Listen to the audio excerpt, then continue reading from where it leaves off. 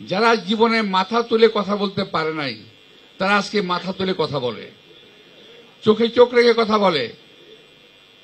এই সাহস, এই শক্তি কোথায় পেল? আজকের যে সরকার, তাদের কার্যক্রম স্পষ্টতই বোঝা যায় যে তারা নিজস্ব কোনো শক্তি তাদের নাই। এই সরকার দুটি দলের উপরে, একটি তাদের নিজস্ব সৃষ্ট দল আর একটা পুরনো দল, এদের উপরে ভর করে এই সরকার টিকে আছে। এই দলগুলোকে জেতানোর জন্য সরকার যে কোনো অবৈধ প্রক্রিয়ার আশ্রয় নিতে পারে।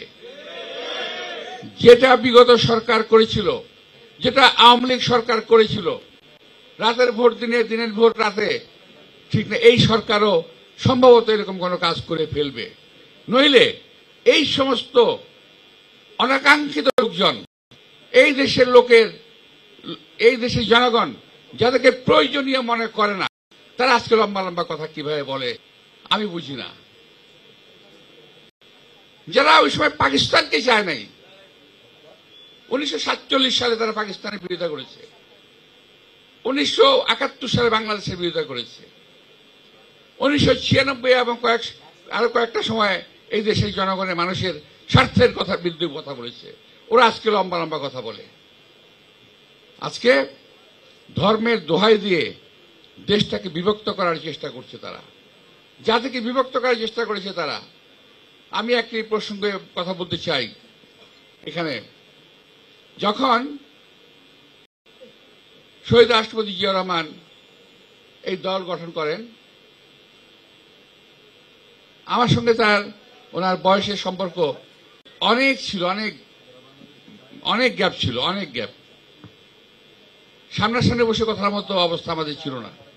তবুও শহীদ রাষ্ট্রপতি জিয়াউর রহমান ছিলেন একজন বিশাল মনের অধিকারী মানুষ।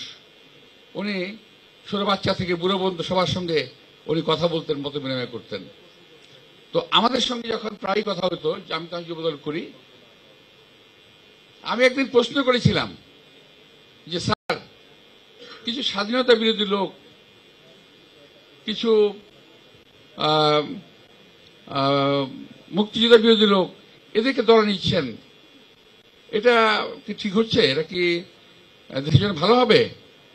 তখন তিনি বললেন গম্ভীর গলায় যে তোমরা তো বুঝতে পারবে না, আমি তো একজন মুক্তিযোদ্ধা, আমি তো রণাঙ্গনে লড়াই করেছি, এই দেশকে স্বাধীন করেছি, আমি মেনে নিচ্ছি, তোমরা মেনে নিতে পারো না কেন?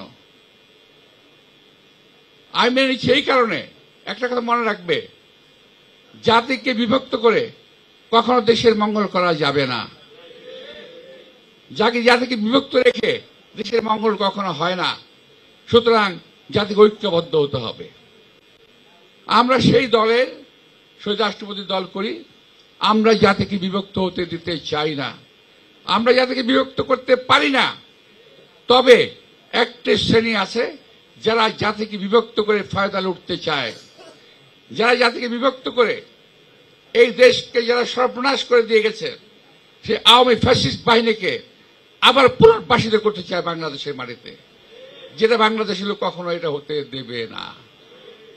আপনারা খেয়াল করে দেখবেন, তারা শুধু এত লাফাচ্ছে কেন?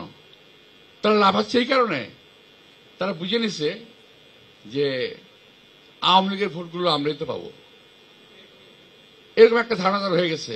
না, এটা সঠিক নয়। সকল আওয়ামী লীগের অন্য কাউকে ভোট দেবে না, তারা দেশপ্রেমিক দলকেই ভোট দেবে।